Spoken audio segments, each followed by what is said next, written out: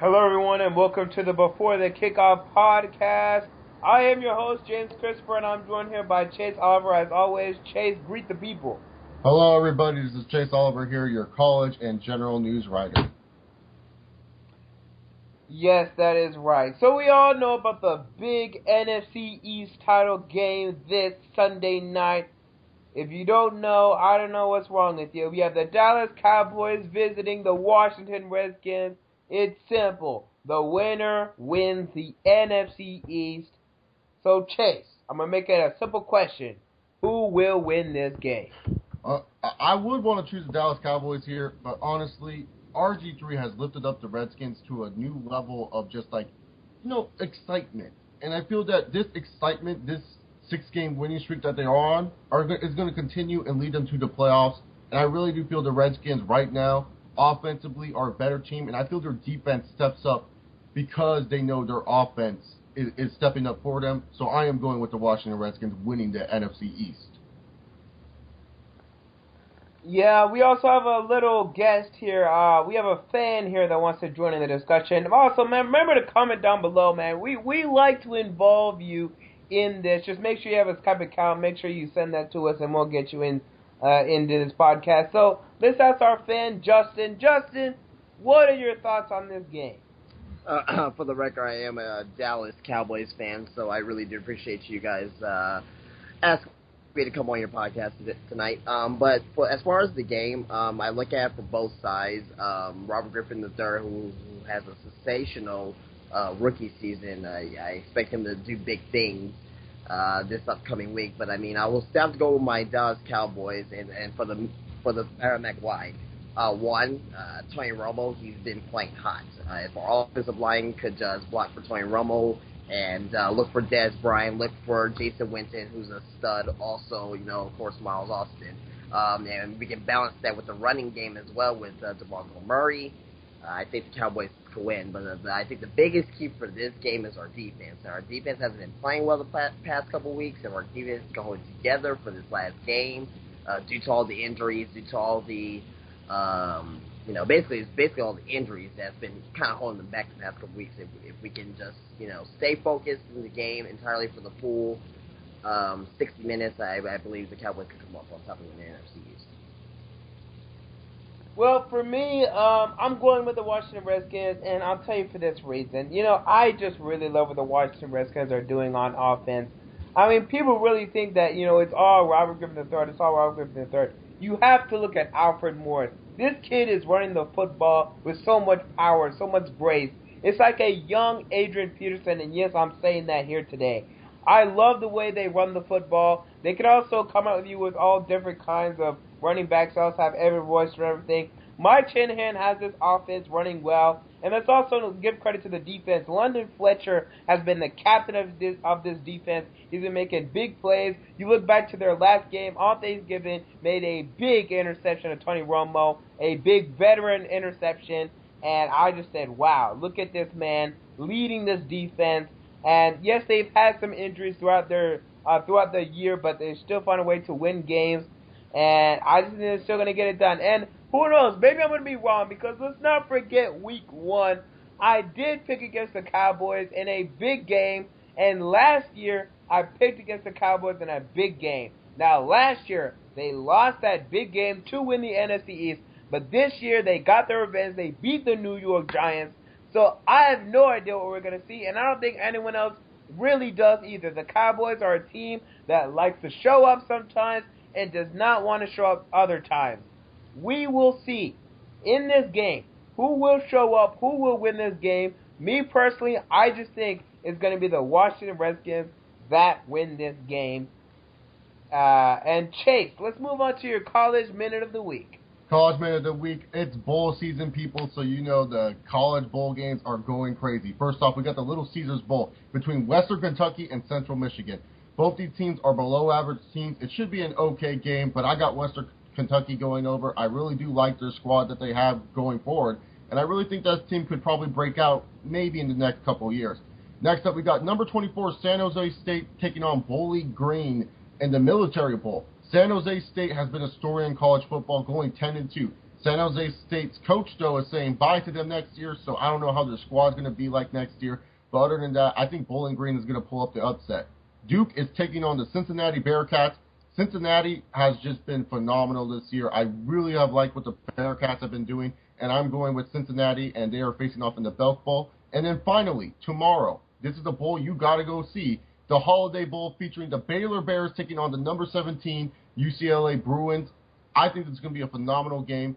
The offense between these two squads is just going to be fun. It's just going to be a fun game to see. Colin Shaw, he's going to lead his team to victory, I believe. I really feel the Baylor Bears will win this game. UCLA's defense has been questionable this whole year, but Jim Mora, he has done good for the UCLA program, and I see UCLA growing into a better team, especially with freshman quarterback Jeffrey. They have a good team in the near future, but right now I'm going with the Baylor Bears based on experience, and that's my College Minute. Well, Chase, thank you for your College Minute. So let's move on to the AFC side of things. We've been talking about the NFC, so let's move on to the AFC. We have three teams, the Denver Broncos, the New England Patriots, and the Houston Texans, all of them fighting for the 2 bye-week spots available. Now, we really want to ask which one of these teams really needs the bye week the most to be successful in the playoffs. I'm going to ask you, Chase, first. Which one of these teams needs it the most? Isn't it obvious? The Houston Texans. They need this bye week more than anyone else. Now, the Patriots, yes, they are much older. Yes, their defense is not that great. But the Patriots still know how to win wild card games. They know how to win games on the road. The Texans, you look at these teams that are in the potential, wild card situation. You got the Bengals. All right, Andy Dalton's a good quarterback. He could probably burn the Texans secondary. And then when you look at Andrew Luck, would you want to face Andrew Luck back-to-back weeks? I don't know. That's going to be hard, especially with a kid like Andrew Luck, where he's going to see your defense one week and he's going to see the same exact thing the next week. It could hurt your team. They need the bye week more than anyone else. The Texans' elite defense is not that elite. All it is pretty much the New York Giants without an elite quarterback. They are the New York Giants. New York Giants. Why did they succeed in the postseason? They're 4 defensive linemen. What do the Texans have? They're 4 defensive linemen. Brian Cushing out for the season hurt the Texans, and they need the bye week the most. The Broncos, if they don't get the bye week, don't worry, Broncos fans. You got Peyton Manning, one of the baddest quarterbacks ever in our time, not to mention that Broncos defense is nasty. On all fronts, that Broncos defense is the nastiest defense. So for me personally, I feel the Houston Texans, if they even want to sniff the AFC Championship, they need the bye because they could very well be screwed through facing some of these wildcard teams, and not to mention they have been having injury issues as of late. Their players are not really always so 100%. So they really want this bye week if they want to sniff the AFC Championship and even want to reach the Super Bowl. They're not even my Super Bowl favorites, even with the bye week, but they need it the most. Yeah, I have to agree with you. It's the Houston Texans. And, let's calm down, okay? Because let me try to be as unbiased. And screw it, I'm going to be biased here. It's no secret to those of you who know me that I'm not a Houston Texans fan, to say the least. Let's be honest here, guys. Yes, they won a playoff game, but they won a playoff game against a team that has not won a playoff game in a long time in the Cincinnati Bengals, and also is a new team when it comes to making the playoffs. And hell, we could see a rematch this upcoming playoffs if things play out the way I want them to. The Houston Texans, ever since the bye week, there's just something not right, I don't know what it is, but and I'm not expecting them to play perfect football. I'm not expecting that at all. But I'm just not feeling it. They just came off the bye week. They beat the Buffalo Bills 21-9, and it was just really, I'm not feeling it. I'm not loving it. And then I think they go on to face Chicago, and honestly, to me, they would have lost that game if Jay Cutler played throughout the entire game. But they did win. And they won in a pretty tough game. And then they face Jacksonville. Okay? And they go to overtime with Jacksonville thanks to a comeback effort by Matt Schaub. And now this is the game This is the game where you can see the secondary problems begin to arrive. Then they go to overtime with Detroit, and they get the luck of a missed field goal by Jason Hanson. Then they have a okay game against Tennessee, but still, not what you expect from the best team in the AFC. And then they get their ass kicked by the New England Patriots. Oh, that was nice to see. And then they beat the Colts, and this was really the most impressive win. And then they lose to the Minnesota Vikings 23-6. And that was the ugliest of them all, really. I mean, it was even worse when they got blown out than New England because they were so close, but yet so far. So I really think that this Texans team is really not as good as people make it out to be, and I may be a little bit too biased here, but they really need this bye week. They need to make it to another round because I see them winning one game max in the playoffs, but I don't see much more than that. They need the bye week. Chase, you have anything to add? I agree. I mean, I think the bye after their original bye week in the regular season, that's when we saw the decline because it's not like the Texans are a bad team. But to me personally, the way I've been seeing Denver play ever since, their first four games they were bad. But ever since I've seen them play, they've just been a different team. And yes, I know the Texans have beaten the Broncos before, but have they faced this Broncos that understand what Peyton Manning's signal calling or how this defense has risen up a whole new level? I really do feel that, the Broncos right now are the best team in the AFC. And that hurts me to say it, but they are. They are the best team in the AFC.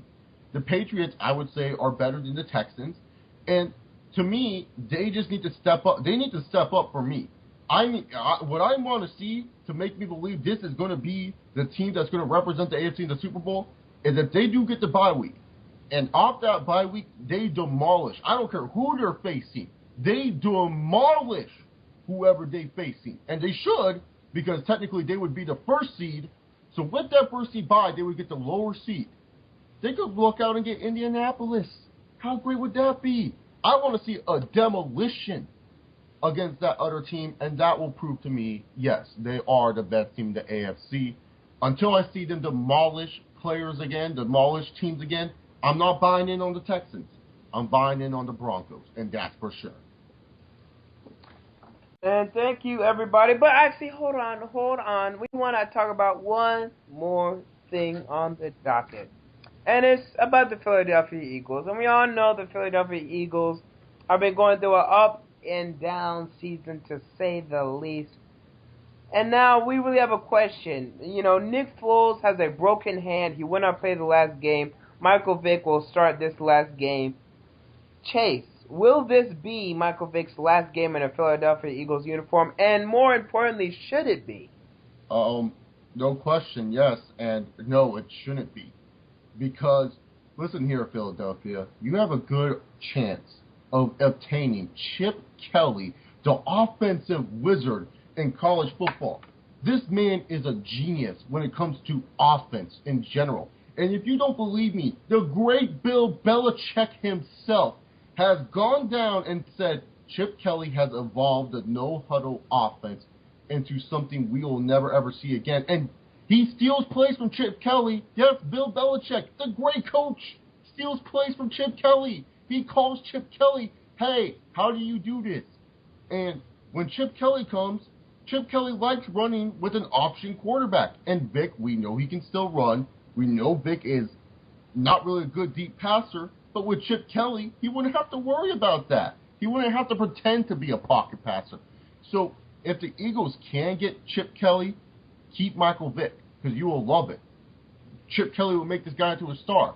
But if they can't and they end up going for David Shaw out of Stanford, I don't know. Because really, to be honest, I think they should keep Michael Vick. I mean, you paid him this money. I mean, it would be kind of a waste of a contract. You still have to guarantee him some of that money. And that's a lot of money you're guaranteeing.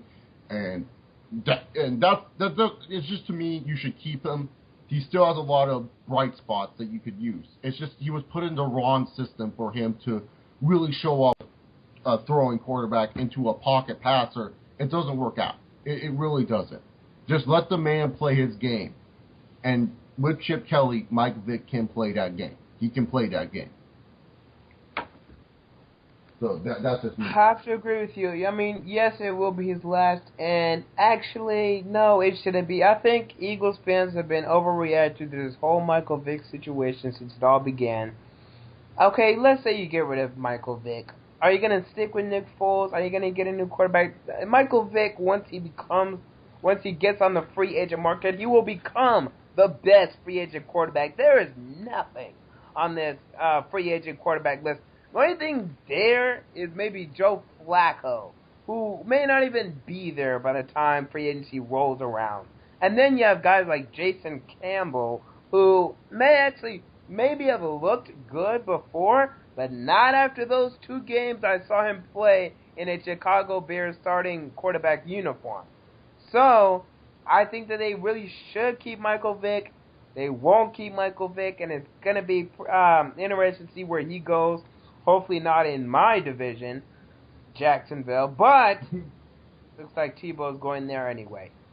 So, Michael Vick, it'll be interesting to see where he goes, but unfortunately, he's probably going to be out of Philadelphia, and it's not going to be the brightest chapter in the Eagles' history. So thank you, everybody, for listening to the Before the Kickoff podcast. Make sure to subscribe to the YouTube channel. Make sure to check out BeforeTheKickoff.com. We have all kinds of articles coming out there. We want to welcome our boy Benjamin Mott, who will be taking over for the AFC South. What's up, B-Mott? Thank you for joining us.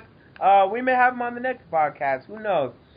Next podcast will be all about the wild card round.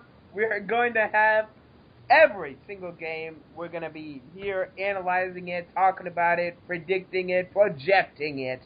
So be ready for that. BeforeTheKickoff.com. Follow us on Twitter, like us on Facebook, and all that jazz. We're out. Peace.